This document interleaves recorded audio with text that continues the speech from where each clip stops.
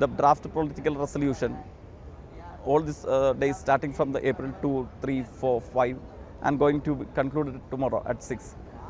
Very comprehensive discussions are be happening from the each and every state units, each and every state delegations is having a very comprehensive discussion, and after that discussing the international scenario, discussing the national scenario, from local to the international scenario. Each and every delegation is having a fruitful discussion, and ultimately what is going to happen, we are all optimistic about that. Not only the delegations, the 811 delegations of our conference attending here, but each and everyone who belongs to the secular fabric of India will be optimistic to hear the decisions, ultimate decisions of this party congress. I think the page number 12, 1.9 of the draft political resolution says about the artificial intelligence, how the artificial intelligence is going to make a remark on the coming generation, on the present scenario, how it is going to work out. The draft resolution itself is having a remarkable comments on the usage of this AI and all. Currently, we have some classical examples which says about the relevance of left politics against the usage of this technological monopoly which US and the other imperial forces are trying to have. It is just days before, we all might be knowing that Sunita Williams, she is an Indian, by origin she is an Indian, currently she resides in US. Sunita Williams and Wilmore, who went for a 8-day excavation, and they had, due to the damage happened to their spaceship, the 8-day research purpose was extended to, forcefully extended to 9 months, and they had returned they had returned by SpaceX, which is owned by the Elon Musk, and it was splashed down at the seashore of Florida. We had all seen that. During that instance, the main core of attraction was the International Satellite Station, which is owned by the NASA, not only by NASA and its allies, precisely saying the admission or entrance to the International Satellite Station is being given only to this NASA, which is owned by US, ESA, which is owned by the Europe, CSA, which is owned by the Canada, Roscosmos, which is owned by Russia. Other than no other nation is admitted to this NASA, this International Satellite Station, especially China and other socialist countries. But on the contrary, what did China and the other socialist nation did? It is amazing to know that NASA itself is claiming that by 2013, this International Satellite Station is going to be collapsed and it will fall down on a sea. But what is an amazing detail is that China itself made another international satellite station which is named as Tiangong, and even NASA is admitting the fact that even if the International Satellite Station is going to be collapsed by 2030, the China's Tiangong satellite station will survive more than after that. So US is trying to make a technological monopoly even in this hemisphere, but the socialist nations, included the China, is having a successful responses. So our party congress has already discussed those initiatives.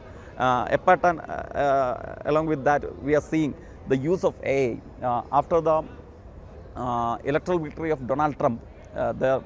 Even we can see that Donald Trump is attending the function wearing a cap, "Make America Greater Again." So it is their nexus, Elon Musk, Donald Trump, the CEO of Oracle, the chairman of SoftBank, the CEO of NVIDIA. All those hands are joined to announce a Supergate project, billions and billions of dollars. They claim that this AI monopoly is going to be only vested in their hands alone. No one is going to grasp this, and it is going to be vested in the hands of America, especially in those hands of the personalities ranging from Musk to NVIDIA, Oracle, SoftBank and all. But what was the important thing happened just weeks before? It is nothing other than that the China, under the leadership of private companies who research over this AI and all, with numerous amount of crores dollars, they had just outsourced by proclaiming DeepSeek R1.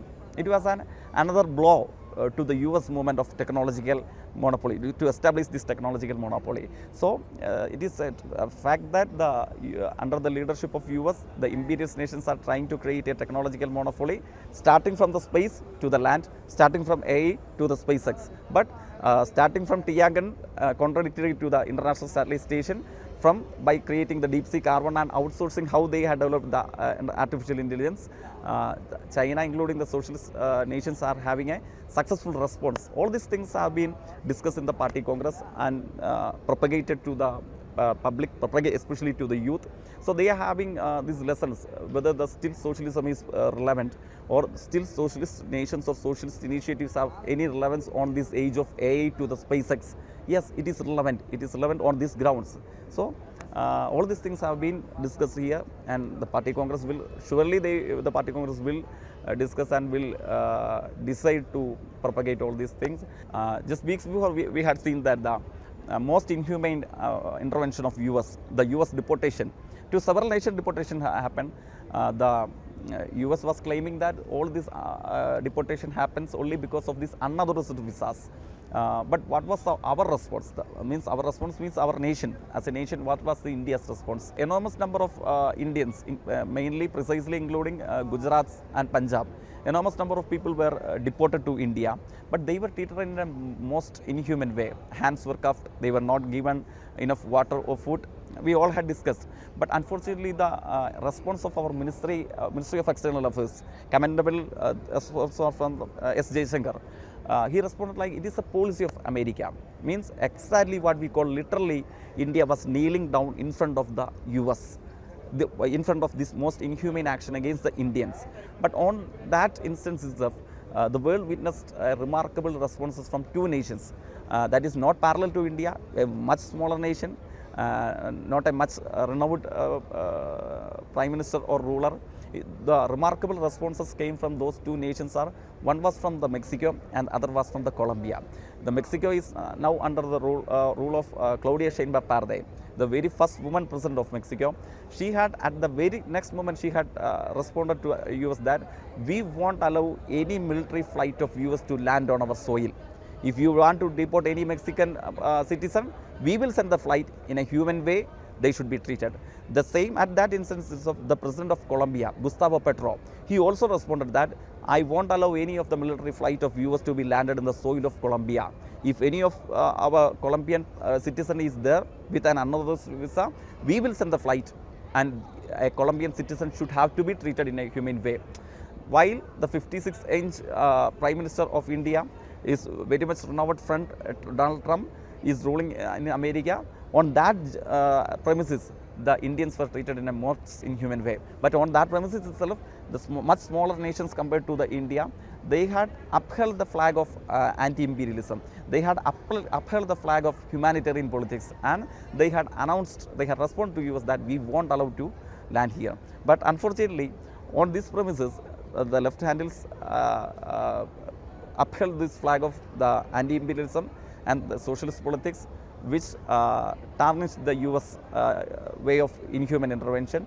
On that time, unfortunately, Congress handles over here. They were saying that if it was Indira or it was the Congress regime. Likewise, in the history, we had blocked the 7th fleet of US approaching towards the Bay of Bengal. If it was Congress or if it was Indira, we might have blocked it. That was the response from Congress handles in social media. But what was the reality? Reality is nothing that some of our delegations had a discussion here. Reality was that it was neither Congress nor the infamous Margaret Thatcher of India, Srimati Indira, blocked the 7th fleet. You will be knowing that 7th fleet is the largest nuclear weapon of the US. But it was neither Congress nor this Indira, but the red flag of the USSR submarine blocked and started the US 7th fleet back from this Bay of Bengal. So the present scenario, the present example, starting from the space or ranging towards the AI or the present deportation, inhumane intervention of US happened to India, it marks how the relevance of left politics raised by the CPM is still relevant in the international scenario, in the local scenario, in the national scenario. So at the premises of the current Indian situation, the 24th Party Congress of the CPIM will definitely give an enlightenment to the India, and we will move on.